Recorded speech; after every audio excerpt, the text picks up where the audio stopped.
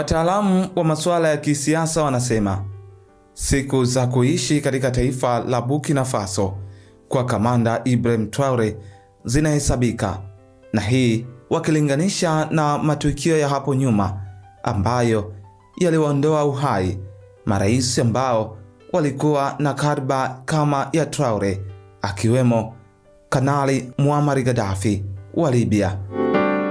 Hii ni sehemu ya pili, mfuatiliaji na mtazamaji wa BMTV Tanzania. Tunaendelea kukuletea majaribio na manusura ya mauaji kwa Captain Ibrahim Traore, rais wa Burkina Faso. Utakumbuka katika sehemu ya kwanza tuliona namna ambavyo kamanda Captain Traore anaruka kiunzi cha kifo baada ya kuwekewa sumu kwenye chakula akiwa katika maskani yake ya ikulu ya Kosiam jijini Wagadugu. Mtazamaji wetu, kama ulipitwa na sehemu ya kwanza, na kusihi ufanye hima kutazama video iliyopita ujionee majaribio ya Ibrahim Traore, na ndipo utasadiki na kuelewa kwa nini wafalme na wakuu wa nchi wanaongoza kwa kuamini msemo usemao trust nothing and suspect everything, yaani usiamini chochote na shukia kila kitu. Unaweza ukasikiliza na kudhani matukio na majaribio haya kwa mbabe Captain Traore, rais wa Burkina Faso, ni historia. La hasha, ni bayana, na unachopaswa kuzingatia mtazamaji ni matukio ya kudhuru na kukatisha uhai na maisha ambayo yaliripotiwa kufanyika mfululizo hadi kufikia mwishoni mwa mwaka 2022 na katikati ya mwaka 2023. Katikati ya mwaka 2023, baada tu ya jaribio la kuwekewa sumu kukabiliwa vilivyo na hatua kuchukuliwa kwa watuhumiwa, hapakuwa na kificho tena, kwani waratibu wa majaribio hayo miongoni mwao walibainika pia kuwa ni marafiki na vigogo anaowaamini sana Captain Traore, rais wa Burkina Faso. Ndipo makundi ya uhasama dhidi ya dola ya serikali anayeongoza Traore yakarudi tena msituni na kuanza kusuka mipango yao sawa ya kumuua kamanda huyu, yote hii ikiwa ni tamaa ya madaraka. Baada ya kusuka mitego ili kuangusha himaya ya Traore, wakaamua kurejea na kusuka njama tena, na mara hii wakiandaa shambulizi la kuvizia, yaani ambush, kwenye msafara wa Traore. Na shambulio hilo lilipangwa kutekelezwa wakati Traore akifanya ziara ya kijeshi katika moja ya battalion ya jeshi la ardhini, Infantry Battalion, katika mkoa wa Sorour, magharibi mwa Burkina Faso. Na jaribio hili likapewa jina la mita 2 kutoka kifo, yaani 2 meters from death. Wakati shambulio hilo likifanywa dhidi ya msafara wa Traore, kilomita chache msafara ukikaribia daraja la Bolomo mkoani Sorour, ghafla tu wanamgambo wa kigaidi waliojipamba kwa kuficha nyuso zao kwa vitambaa wenye silaha za kivita walianza kushambulia msafara huo kwa risasi, maroketi na mabomu ya kutupa kwa mikono.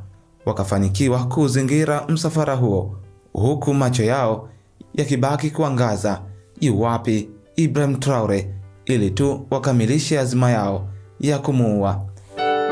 Wahenga walisema daima Mungu hamtupi mja wake, na Waswahili wa pwani wakaongeza kwa kusema kuwa kama Mungu hajapanga ufe, basi hautokufa hadi yeye akuite kwa amri yake.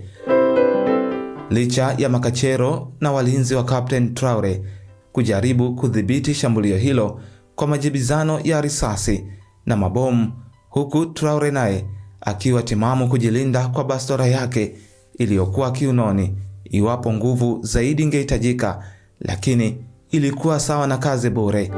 Muda mrefu ukapita, magaidi nao wakiusogelea msafara huo kwa karibu zaidi, na ndipo helikopta iliyokuwa imejaa wanajeshi kutoka jeshi la Burkina Faso ikaonekana angani, huku ikitoa risasi za moto maeneo yote ambayo magaidi hao walikuwepo.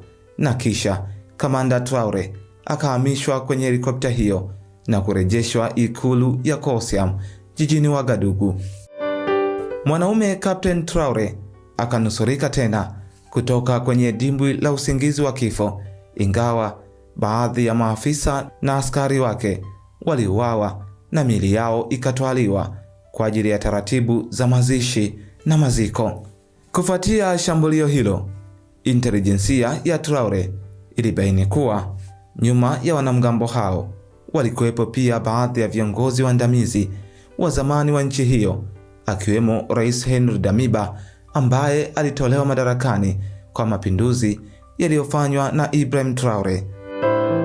Tukio hilo la shambulio la kuvizia lilimfungua macho zaidi kamanda Traore.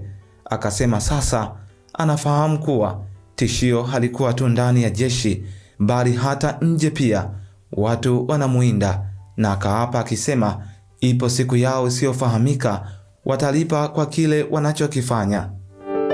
Baada ya kumshindwa Traore kwa jaribio hilo, ndipo likatengenezwa tena jaribio lingine, ikiwa ni jaribio la 5 likipewa jina la mapinduzi ya siri, na hii ilikuwa katikati ya mwaka 23, na mapinduzi haya yaliongozwa na baadhi ya mawaziri wa serikali ya Burkina Faso. Katika baraza la mawaziri, njama hiyo ya mauaji iliratibiwa, ikapangwa na ikapangika, mapinduzi ya siri yenye msaada wa mataifa ya kigeni ndani yake, huku Ufaransa ikitajwa kwenye tetesi kuwa mshirika katika dhambi hiyo ya kuwashawishi baadhi ya mawaziri kushiriki katika njama za kumuua kamanda Traore. Mpango wao ulikuwa kumuondoa madarakani Captain Traore kwa namna yeyote ile, huku wakinuia kutekeleza shambulio hilo wakati wowote Traore atakapopata safari ya nje ya nchi ya Burkina Faso.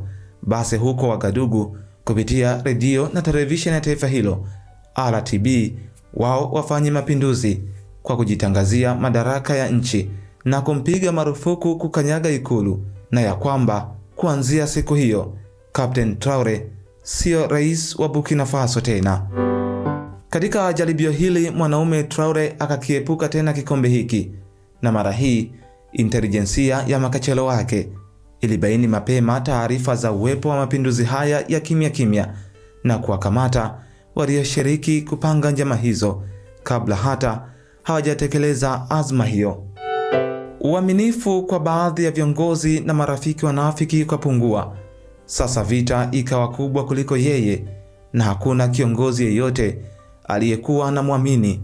Akaamua kufumua uongozi mzima na kuanza kuweka watu wake anaoamini zaidi, huku wale waliokamatwa wakipelekwa kusota jela. Wakati akiendelea na uteuzi wa viongozi wa baadhi ya maeneo muhimu zaidi katika nchi ya Burkina Faso, wakajitokeza mamluki wa kimataifa na kukodi baadhi ya watu wanaosifika kwa utekaji, utesaji na mauaji, wakikodiwa na kupewa kazi hiyo ya kumuua Traore, na hiyo ilikuwa mwishoni mwa mwaka 23. Kwa mara ya kwanza wauaji wa kukodiwa kutoka nje ya nchi ya Burkina Faso wakapewa kazi ya kumwangamiza kamanda Traore. Kiasi cha shilingi za Kitanzania bilioni 4 ziliwekwa mezani iwapo tu watafanikiwa kumuua Traore.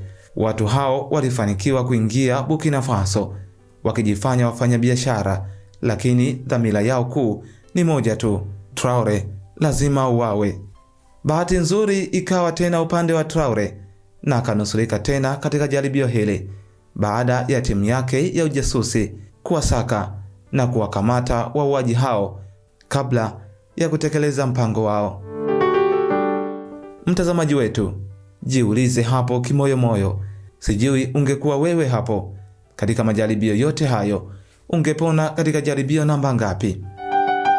Sasa ni bayana mataifa makubwa na yenye nguvu hayakutaka na hayataki Traore aendelee kuiongoza Burkina Faso kwa sababu ya utajiri wa rasilimali za nchi ikiwemo madini na mafuta, na hawataki watu wa Burkina Faso watajirike kupitia rasilimali zao. Ni nini kitamkuta Rais Traore, kamanda na kipenzi cha wana wa Burkina Faso? Tukutane tena katika sehemu ya 3 Jina langu ni Castor Elias.